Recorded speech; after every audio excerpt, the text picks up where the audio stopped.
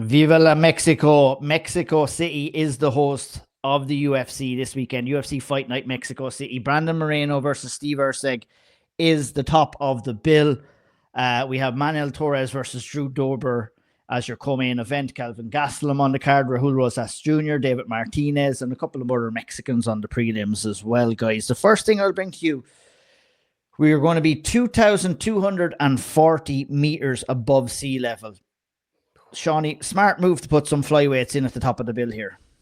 Yeah, do you know what? I was doing a show the other day talking about this card, and I was like, oh, there's a lot of lighter weight classes on this, but didn't realize, obviously, it's one of those things that doesn't always come up beforehand when you're just looking at the card, but that does make a lot of sense when there's heavyweights, when there's the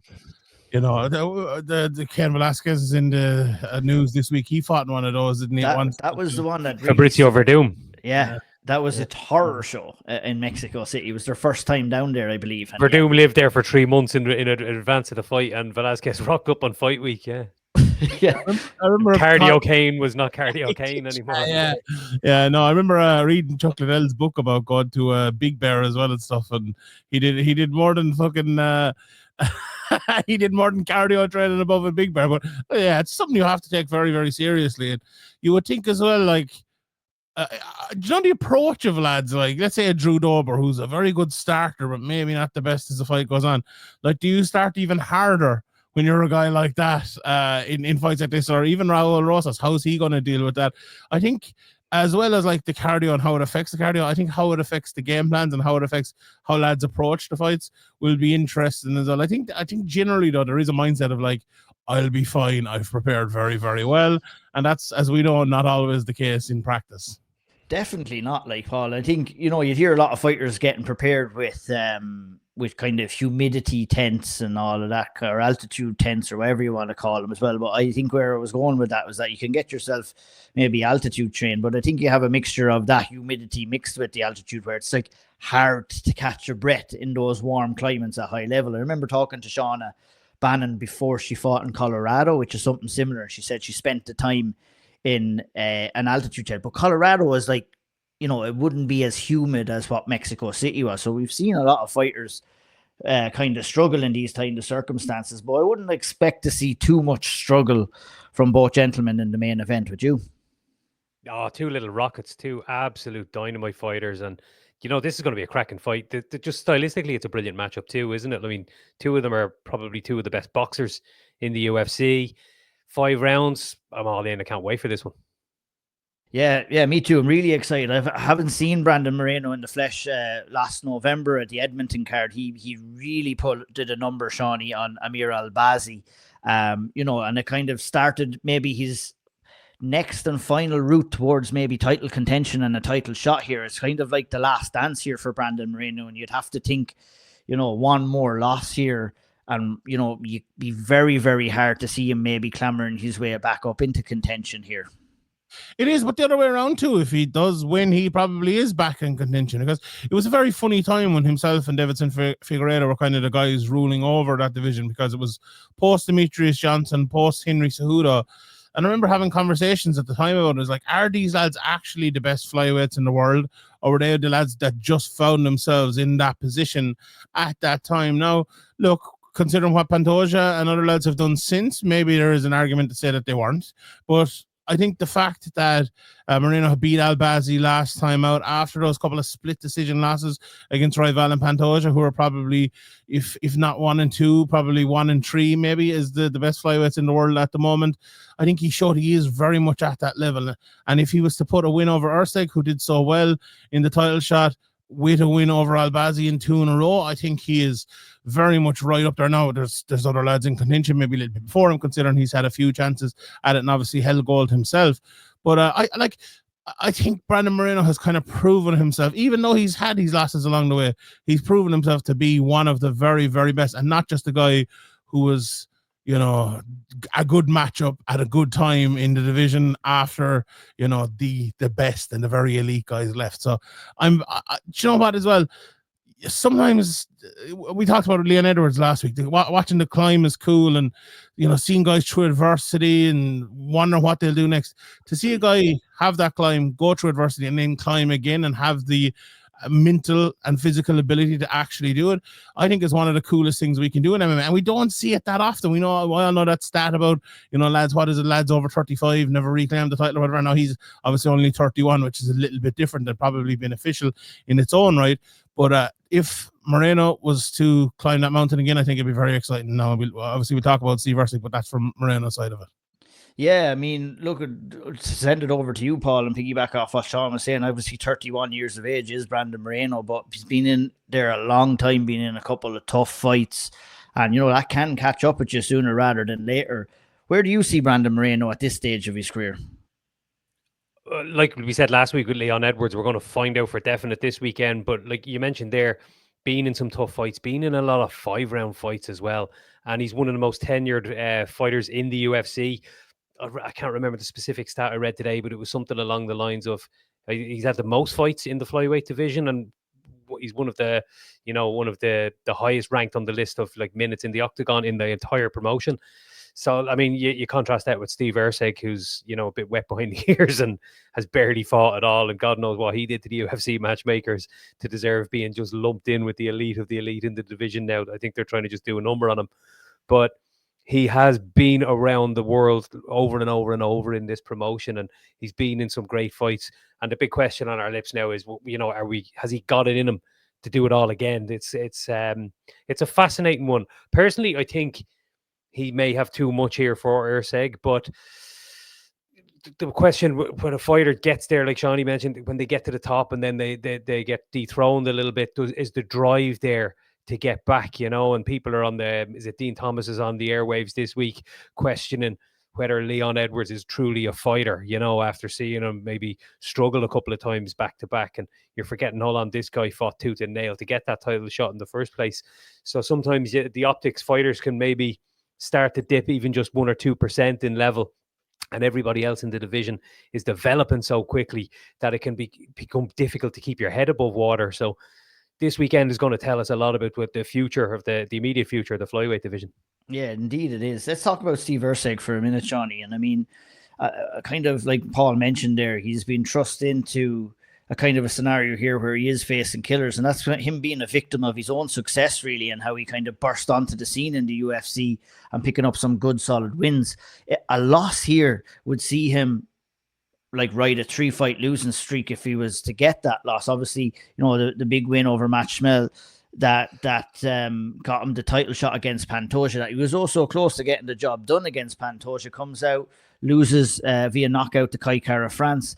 And, it's the stark reality of mixed martial arts, and especially in the flyweight division in general, is how quickly things can change from you. You go from title contender to losing 3 on the bounce here. It's a fine line that Steve Erceg has coming in here. And, it's going to be a baptism of fire as well for him on Saturday night. 100%. Like, it's that fight after almost winning the title and not fighting for the title. The next fight that's probably the toughest fight in mixed martial arts, I would say, because it's a no-win, really. Like, you're expected to win. Everyone's talking about, well, maybe you are the guy, maybe you are the best. You just maybe need to win this one, and you're fighting for the title again. And that's not a good mindset with which to enter the fights. We all know that. We've seen it. The last thing we spoke about with former champions, trying to get their way back there. They're expected to get their way back there, even though it almost never works out. For Erceg, he was maybe expected to be Kai Kara France. No, not necessarily, but maybe, that's kind of the way it was trending, I think. And when you don't do that, when it falls to you there, you're suddenly, as you said, he would have been an undefeated in the UFC champion, and suddenly he's fighting for maybe his job. That's very, very, very high pressure. Again, as Paul said, the matchmakers doing him no favors here. Arguably a tougher matchup against Brandon Moreno than against Kai Kara France. You could argue the same about Pantoja as well. It could be a harder matchup for him.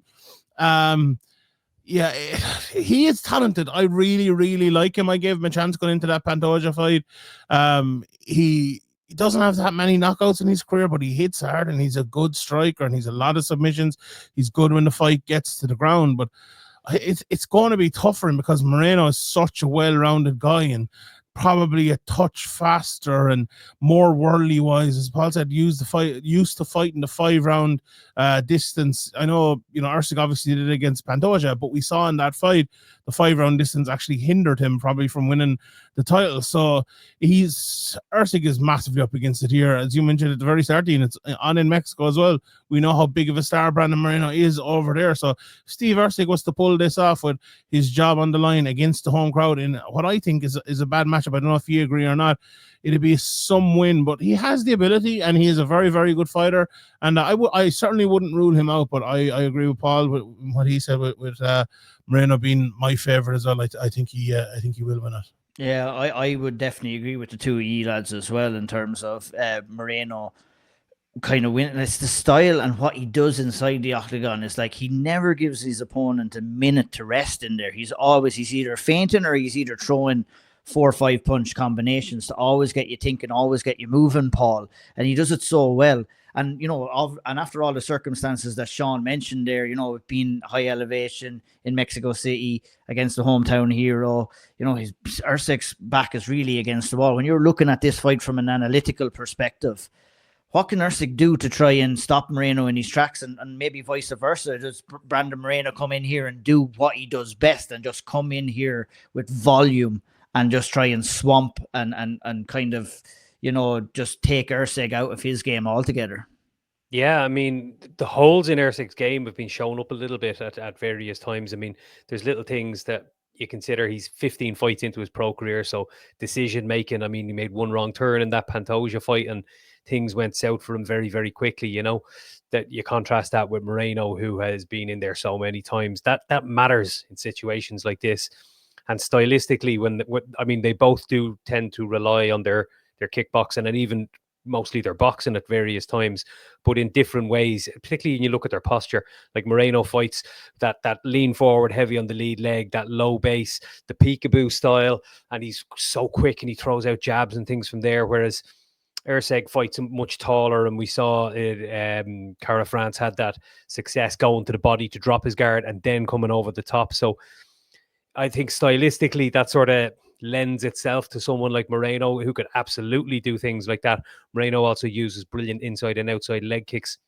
And for someone who boxes and is a little bit heavy on the lead leg, like Erceg can be at times, that can really inhibit the best part of his game, which is his footwork and his movement. Erceg is great at just sliding out of the range and making you narrowly miss. He's probably one of the best in the UFC at that. He doesn't have to just get way back out of harm's way and then have to work his way back in. He can just slide a quarter of an inch out of the way and you'll make you miss with a shot. The issue is that if you land, it just takes one, as he found out to his detriment in his last fight. So staying on his bike and keeping Moreno busy and just keeping him missing is going to be the key. But it's very, very difficult to make Moreno miss. I mean, he's so good at what he does. Yeah, the problem with Moreno is that he might miss one or two, but he might land 3 after that. You know what I mean? And it's that's what kind of suits him so well in kind of these kind of fights, especially against a technical guy like Steve Erceg, who is kind of, he's very technical, but at times he can be stuck in the mud, kind of that Muay Thai kind of trudge forward style. And I just don't see it working too well against Moreno. I don't know, in some ways, if he can produce a good level of performance, it could leave the judges with a very difficult decision coming towards the end. But I just think the volume and the pace and the pressure of Brandon Moreno is just going to be too much here for Steve Erceg. And it'll be, he's going to be facing a very, very important next fight if he does drop this one. Let's move on to the co-main event, guys. Manuel Torres versus Drew Dober. For Manuel Torres, kind of feel sorry for this guy a little bit, looking at the way his career has progressed. Obviously came off the Contender Series, picked up 3 solid wins against Frank Camacho, Nicolas Motta, and a good win now in hindsight over Chris Duncan. Gets put in onto the UFC Noche card against Ignacio Bahamondes, gets slept in the first round. They send him over to his home country in Mexico City. They put him in there with Drew Dober. I don't know what they're trying to do to this guy, Shawnee, but he's in for a tough ride here in the co-main event against a guy like Drew Dober, as is anyone who's going to face Drew Dober, to be honest. Yeah, it's it's one of those fights where you look through the records of the lads and it tells you everyone, look, we know Drew Dober, how fast of a starter he is. But if you look at Manuel Torres's fight times in his last few fights, here's the round his last fights in then. Round one, round one, round one, round one, round one, round one, round one, round one, round one, round one, round one. Then there was a third round, and then there was, I think, 6 more round ones.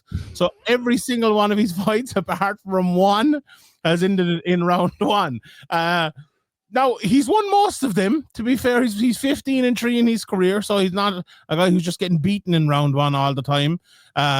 His 3 losses have been round one knockouts.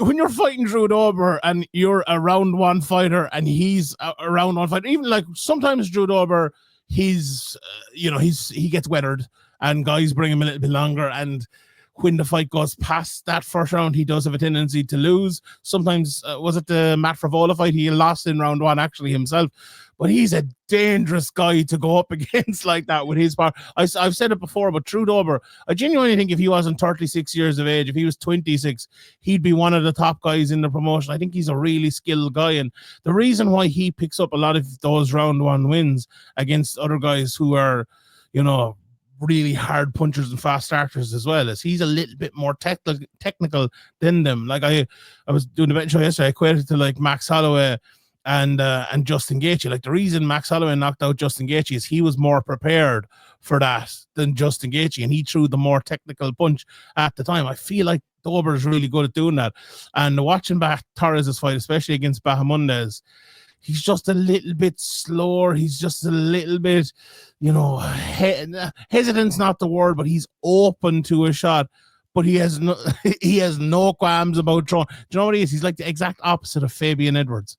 He'll throw everything. The technique won't be exactly mighty, but he will, he'll put himself in the frame to win always, rather than sometimes losing the fight because he doesn't do enough. And that makes for a fun fight. The only question I think Drew Dober will win just because of what I mentioned there, the power and his technical ability early. The only issue is, I do think at some stage Drew Dober is going to fall off a cliff. He has lost 2 in a row. Both of them, one of them a decision to Munir Moicano and the other one John Silva in the third round, which tells you a lot as well. But I don't think it can keep going on because the age is definitely a factor with Drew Dober. I know it's at lightweight, but he's a kind of a smaller guy that's built up as well. That speed is going to leave him at some stage. Will it be here? Will it make much of a difference here? I'm not too sure. But if he can't get it done against Torres will get it done against him because he is one of those guys as well. This is, if you could bet on fight at night, I think this will probably be it because it could be a 1-round barn burner, although they do have a tendency to give it the longer fights. But I do think this will be a really interesting 1-round fight. Yeah, definitely. To finish in the first round would definitely be the bet there. Don't even chance going either way here, because the way these two boys swing, Paul, anyone could drop at any given moment. And I think, Sean hit the nail on the head for me. And what I think about Drew Dober is that his success in the octagon and the way he is confident in going into the pocket was due to his ability to absorb strikes, but that cannot last forever. And we're going to find out in this fight whether it's still there, because these two guys are going to go out and they're going to stand toe-to-toe and they're going to try and land their big shots early here. Yeah, the couple of question marks that I have surrounding Drew Dober going into this, and by the way, this is the standout fight for me on the card. This is the one that I'm most eager to see, but the couple of things that make me question whether Drew Dober will get the win are his age, 36 years of age. This is his 25th fight in the octagon, so he's been around a hell of a long time. His durability. He's been stopped, like you mentioned there. Matt Favola stopped him a couple of years back in that last fight against John Silva. It was a really good fight, but, he got busted up pretty bad and it was stopped due to that cut. And then, there's this altitude issue. We've seen repeatedly the older fighters really, really struggling at altitude. So if any one of those factors kind of, let's say, just depletes his performance levels a little bit, it could cost him. You would imagine he'll just have more savvy than his opponent. Torres is phenomenal to watch. I love watching this guy, but he doesn't give a shit about defensive responsibilities when he's fighting. Like, you see it even there in I can't remember which fight it was. He finished the guy in the first round, and he still got clocked in that one. Was it the last one? Prior to that, no, it was before. It was Nicholas Mota, and then like he got absolutely sparked in the first round, stayed on his feet, and then finished the fight. The fight with Chris Duncan, he showed us that he's, that those physical attributes he has, he can use them in his grappling as well to great effect. He's an absolute beast in that respect. But Ignacio Bahamondes just picked him off, just found him, just got him walking onto those shots a little bit, and he doesn't seem to be any way, shape, or form defensively responsible, which is why all his fights are ending in the first round. And like Shawnee mentioned, most of them by knockouts, and you could just brace yourself for a bit of excitement with this one. I can't wait. Yeah, it's going to be a belter. It's kind of like, remember they used to name the old school UFCs, and if these two boys are at the top of an old school UFC card, it'd be called like UFC whatever, kill or be killed. That's the exact mentality that both these guys have. I'm going to stick with you, Paul, for Kelvin Gastelum, who takes on Joe Pyfer in the 185-pound division. Yeah, I mean, we've come in here and talked about Kelvin Gastelum time and time again, and I'm just going to send it over to you to get what your opinions are. It's just like, Kelvin Gastelum is just, his career has been these kind of fights, bar one race up where he got the interim title shot against Israel Adesanya. Mixture of unprofessionalism, missing weight, mixed bag of results. He has a scatty record. He at one stage, had only one win in 6 fights. Picked up wins recently over Chris Curtis. Lost to Sean Brady when he flirted with the welterweight division again, and a win last time out against Daniel Rodriguez D-Wad. Coming in here against the young and hungry Joe Pyfer, looking to prove a point. It's going to be another difficult one for Kelvin here. If he's not motivated for a guy like Joe Pyfer, I think he could find himself in a little bit of trouble here. I think if he comes in motivated, I think he should handle a guy like Joe Pyfer. It'd be interesting to see what happens. And what do you think is going to happen in this one?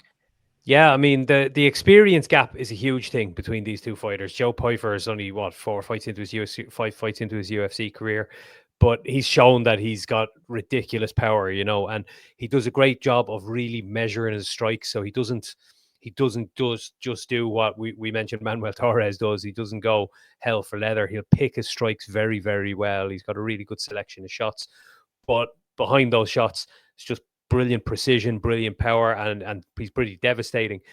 But for Kelvin Gastelum, the big question is, what version do we see? So he fought at middleweight there for a long time, and his record was very, very sketchy, like you mentioned.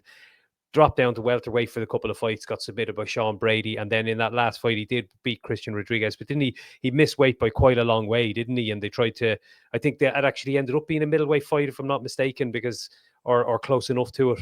They tried to make a catch weight and he couldn't even make that, I think, and then they had to go all the way up. So his welterweight stint was just a failure. But in reality, he is a welterweight. Joe Pyfer is enormous in comparison. Like, Joe Pyfer is outsizing the middleweights that he's fighting. Never mind a guy coming up from welterweight who is just too, undisciplined to actually make the weight. So I'm wondering whether that'll be a big factor. Like Kelvin's path to victory. Can he withstand the power of Pyfer if they're trading in the pocket? If he is going to try and implement his wrestling, is it good enough to do it on someone as big and as powerful and strong? I mean, like we saw Joe Pyfer, we did see the one fight he lost was Jack Hermanson. He kind of spent all his gas early in the fight, and he gassed badly, and he took a bit of a beating from him. But the last fight against Marc-Andre Barrios, he ragdolled him, like lifted him in the air, smashed him. The win he had before that, Abdul Razak Al Hassan, literally just picked him up and threw him down to the canvas. So, he's a physical specimen. And I think if he's coming in there young, hungry, and brings all that power and is fighting to the best of his abilities, and Kelvin Gastelum is half-arsing this one, like he's been half-arsing probably the second half of his career, Kelvin could be up against it here. Yeah, I can see that too. Like, we talk, Sean, about losses in careers and stuff like that and what it does to fighters. And it definitely, after a very, very poor performance against Jack Hermanson, Joe Pyfer came in against Marc-Andre Barrios and absolutely murdered him in round 1 with the overhand right. Not an easy guy to get out of there as well. Did that impress you, I guess? Coming into this fight, he has the chance. Okay, he's got the loss. He came back. He rebounded with the win. Now he gets the chance to fight a quote-unquote UFC legend or UFC veteran in Kelvin Gastelum. It's a huge opportunity to get a good scalp on his record here. Yeah, it's a very interesting fight. Kelvin Gastelum is one of those fascinating sportsmen that we You know, we all know your nannies, someone like that who comes out one day and he picks up the ball 35 yards out, whips it into the top corner, gets 2 assists, looks brilliant, and then the next day he stands out in the wing and doesn't move and just does nothing. You know, that's Kelvin Gastelum. But also, like, we know he has the ability. Kelvin Gastelum made a career out of beating guys like Joe Pyfer. He made a career out of beating big, athletic guys who were supposed to be better than him, all the way back to Uriah Hall and Tough. That's what Kelvin Gastelum is. And another analogy, like here, this fight, and my pick is going to go against what I'm saying, but it reminds me, do you know in Cheltenham, when there's a horse that won the Gold Cup like 5 years ago, and suddenly it's like in the stairs chase or cross country or something like that, and you're thinking, wait, all these other horses are kind of mullickers, and this one is a real classy horse. And next thing, this lad just walks past them all and he ends up winning. Like, I have a feeling that could happen with Kelvin Gastelum this week. I really do have a feeling that could, because like I think he is a better technical fighter than Joe Pyfer. But all the other factors, as Paul said, the size, he has youth on his side. Kelvin Gastelum still only he's 33, so he's not by any means he's not old or anything like that. But I have a feeling as well at the other side of it that Kelvin Gastelum has never been knocked out before, and this could be the time. Like if Pyfer goes in there and he lands these shots, if he stops those takedowns, like Pyfer is one of those guys as well. You know, he's your prototypical American jock. You know, when he is on fire, you know, high-fiving people all around the place, he's a hard guy to stop. You have to stop him from being that guy. You have to take him out of that world. Gastelum can do it. Will he do it? Is the question. I'm really torn on this fight, to be honest. My official pick is probably Pyfer by a knockout, just because I feel like trusting Kelvin Gastelum is probably too foolhardy. But at the same time, I would not at all be surprised if Kelvin Gastelum just completely outclassed him. Which could be a synopsis for any Kelvin Gastelum fight, really, if we're being honest. I have an awful feeling the highest weight class on this card is 185 pounds, right? There's 285 pounds on this, is the only one on the main card. I don't know. Something in me thinks that these two guys are going to hit the end of round 2 or round 3, and they're going to be breathing out of their arse. And at that, technical skills go out the window. You know, it's all down to heart, grit, and determination. And, you know, we know Kelvin Gastelum has that. So, like, that could be anyone's game coming in here. Like, this is truly a fight, which kind of makes it interesting in some ways. It truly is a fight that you don't know what the fuck is going to happen in it. And I'll be interested to watch until I probably watch half of it and they start tiring out, and I'll be giving out about it then after that. But we shall move on. Raul Rosas Jr. is back in action against Vince Morales. A good, if we're to write the book on how to build a guy, I guess, Paul, is, Raul Rosas Jr. in the UFC, got a couple of good wins, got a stern test, didn't go his way. He's back on the horse again. He's got a tricky opponent here, but definitely a winnable fight in Vince Morales. He's on a 3-fight win streak after that first loss to Christian Rodriguez, who does fight on this card as well. Just a little bit too much for him too soon, but he's building and he's growing into a fighter. And I think we have to have a little bit of leeway when we're kind of analyzing him, as that, he hasn't come close to reaching his ceiling yet. Still very young in age, I think only at 20 years old. And, it'll be interesting to see how he handles this test on Saturday night. Without a doubt, yeah. I mean, his last fight against Archie Long, wasn't it, at the Sphere? That was a decent test. That guy's got a hell of a lot of fights, 20-odd fights, professional, and he performed quite well. He mixed up he showed he was comfortable on the feet, and he's good switching stances, and just didn't look like he was maybe diving on things too quickly at times. He was trying to set up his takedowns a little bit better. Got 3 good rounds out of it. And like you said, he needs a bit of leeway to do that going forward. I did see, I was scrolling through some news there today, and I did see someone interviewing him, and they were talking about how he has 6 months left to beat the record, to be the youngest guy to challenge for the title. I'm like, why is anyone asking him about things like this? Crazy. He is not going to challenge for a UFC title anytime soon. We don't even know if he'll do it at all in the future. Like, he needs time to develop and grow. Fighters don't get into the UFC at this age. So I think this is the right type of matchmaking. This guy he's fighting is 3-6, 3-7 in the UFC. He's just come back in for his second stint and lost his first couple of fights. So, like, he's a moderately seasoned professional, similar to the last guy Rosas fought. So I think that's the right kind of matchup, probably a winnable fight. Might give him, might test him in a few areas. Keep them coming like that. Give him a couple more years like that to round out his skill set and find his feet. 100%. I couldn't agree anymore. And I'm sure you would feel the same about Raul Rosas Jr. as well, Shawnee. It's like, no rush with this guy. I think UFC learned a lesson about him when they put him in with Rodriguez and it didn't go his way at the end of 2023. And then they put him in with the, similar level competition for 2024 where he picked up 3 wins. You're just doing the same this year with a guy like Raul Rosas Jr. Yeah, I think the thing about Rosas Jr. is it was the biggest thing he had for him was his age.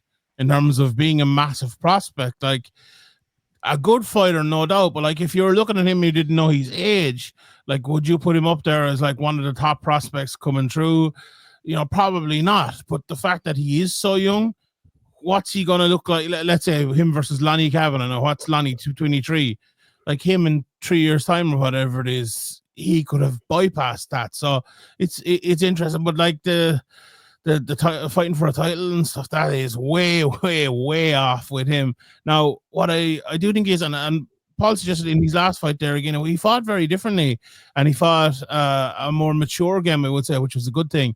But it's, we're at kind of the time now where we're watching back a lot of those UFC Notch fights, and I think we can nearly write that card off because everyone kind of fought badly. I think everyone was taken away by the sphere.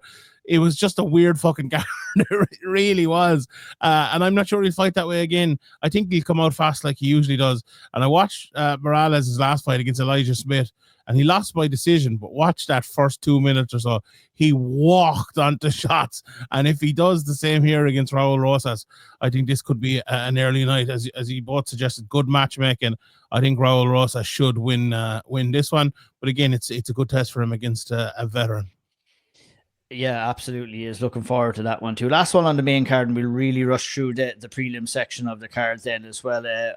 I'll send to you David Martinez, who comes in and faces off against Simon Oliveira, Paul, in the lightweight, or is it the bantamweight division? Excuse me. David Martinez obviously was the golden boy at one stage from Combatche Global. Has made the jump. Or I want to say that I may have even broken a fight between him and Palahan that never happened before, which is typical of Combatche Global, to be honest. Fights being promised and not delivered. But for all we know, it could have happened, and they might not have just televised. They might have. It could have happened on a card that no one got to see. On it's. I'm so glad. That's fighting this weekend as well, isn't he? Over in WoW. That's correct. Yeah, that's correct. I'm glad that there's no Irish fighters fighting in Combatche Global. I think that's the point I was trying to make us. They're terrible. But David Martinez coming in here after a win on the Contender Series, making his UFC debut, an exciting Mexican prospect and another exciting prospect in the bantamweight division. Only crux to this, I guess, is, will he be kind of accustomed, and you would think he would be accustomed to the kind of altitude difference down in Mexico, and this fight is really set up for him to go out and put on a show. Yeah, and he's in there, the guy who's 0-2 in the UFC, and he's got a lot of finishes in his record. So when you look at that in black and white, and you look at it on paper, it looks like they're giving him a layup here to just, introduce yourself to UFC fans on the opening of the main card, get a win. But, this is the UFC. Things don't often play, or they don't always play out that way. So it'll be up to him to show us what he can do. But, he's an exciting fighter for sure. And let's see how he handles this pressure. This is the big leagues now. It sure is, yeah. Very exciting to see that. Any thoughts on this one, Shawnee? Did you see much of him, or? Yeah, I obviously watched a good bit of him before. Was it Franz he was supposed to fight, or was it Palahan? Was it maybe? Oh, no, it was Franz. You're right. It was Franz. Yeah, it was for the title, because Franz won the Copa Combatche, and then it was Franz. You're right.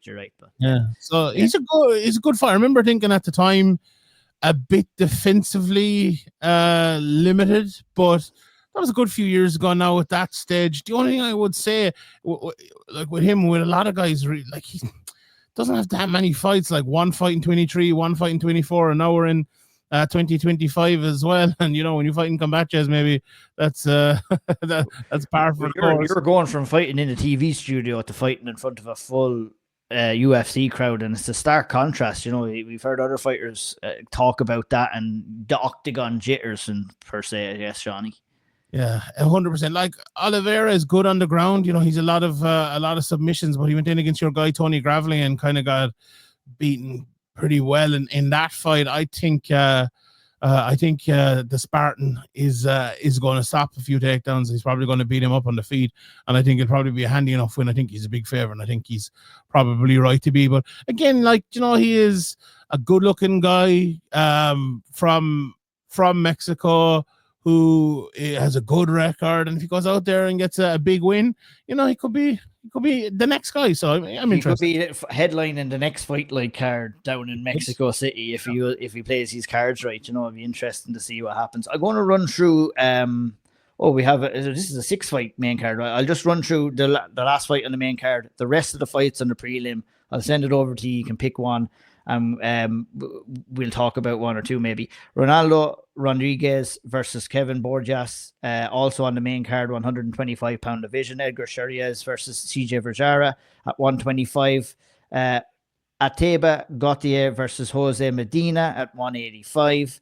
Miguel Costa versus Christian Rodriguez at 145. I like that fight. It'll be interesting. Julia Palestri versus Lupitina Godinez, another good fight in the women's 115-pound division. Rafa Garcia versus Vince Pichel, two old dogs there going at it at 155.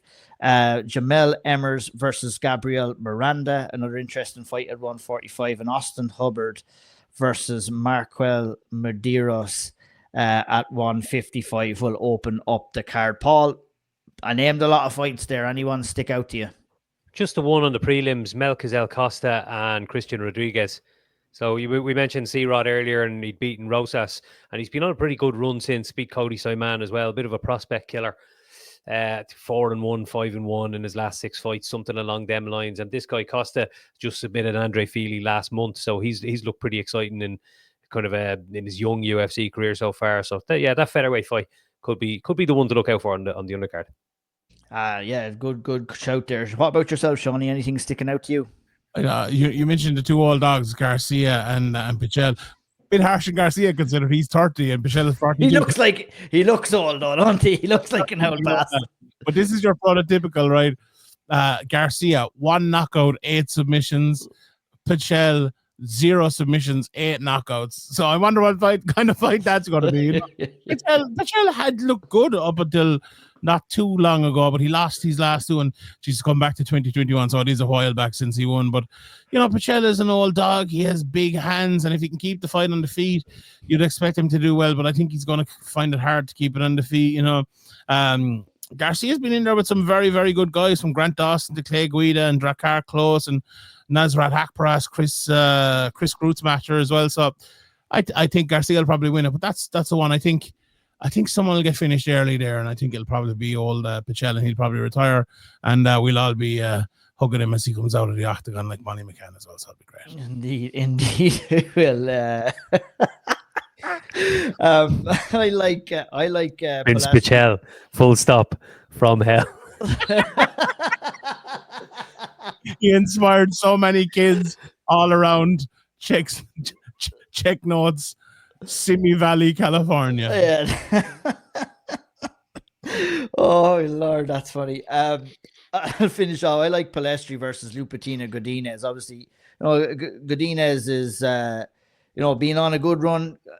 A stumbling block. I'm completely sidetracked after that. Now I just can't even finish here.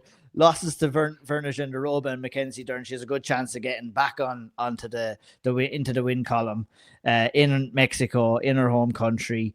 Obviously, lives and trains out of Vancouver now. But it'll be an interesting undercard, an interesting fight night card in general from Mexico City on Saturday night. That has been the preview. Thanks to Shawnee and Paul for helping me break it down. Hope you enjoyed the fights. Hope you enjoyed the preview. Hit the like button, subscribe button if you did like what you're hearing. Ciao. We'll see you soon. Take care and enjoy the fights. Buenas noches, compadres. Good luck.